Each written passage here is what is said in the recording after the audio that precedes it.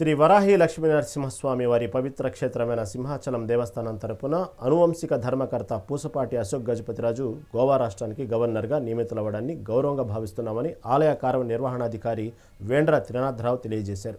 ఈ సందర్భంగా దేవస్థానం కార్యనిర్వహణాధికారి శ్రీ వేండ్ర త్రినాథరావు, ఆలయ స్థానాచార్యులు రాజగోపాల్, ఆలయ అర్చక బృందం, వేద పండితులతో కలిసి వారిని ఘనంగా సత్కరించారు.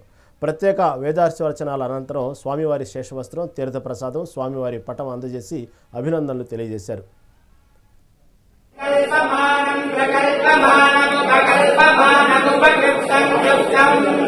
శ్రేయోపశీయ ఆయత్ సంభూత